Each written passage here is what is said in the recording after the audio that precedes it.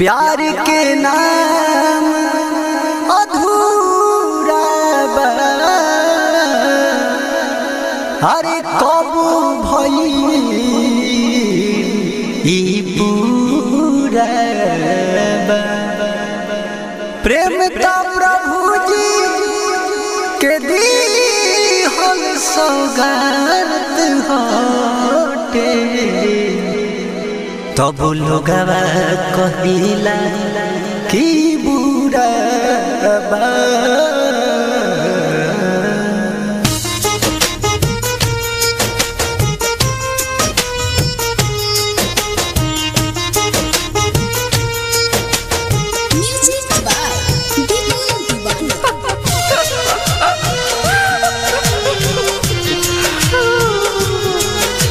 गरिमा recording studio Boisar.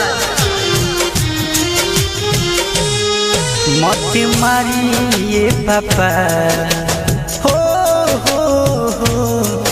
मत मारिए पापा, पगला प्यार करेला हमारे खातिर जिए हो,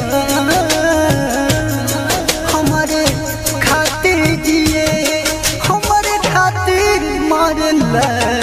मत मारिए भैया पगला प्यार करेला, मत मारिए पापा पगला प्यार करेला।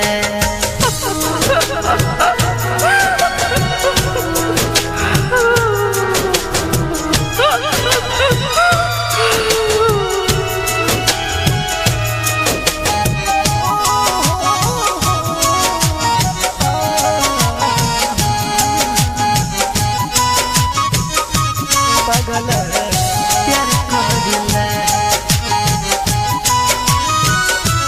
पगला प्यार करेला। 3 दिन से खैले नइखे हमरे खाती खाना, हमरो तो दिलवा एकर भइल बा दीवाना।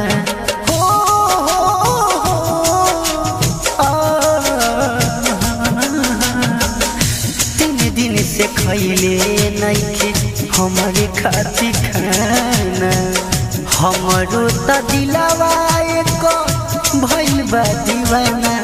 कबो आवे न मिले, कबो आवे न मिले, तोहरे से डरला। मत मारिए पापा पगला प्यार करेला, मत मारिए भैया पगला प्यार करेला।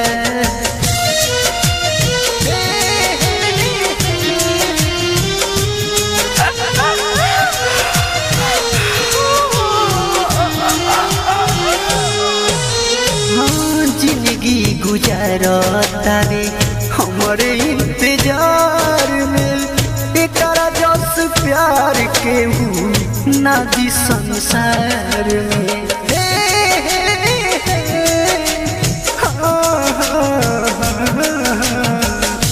जिंदगी गुजारता रे हमारे इंतजार में, एकरा जस प्यार के ना दी संसार में। नाम हमनु नादान है, नाम हलालू नादान साथी में पढ़ला।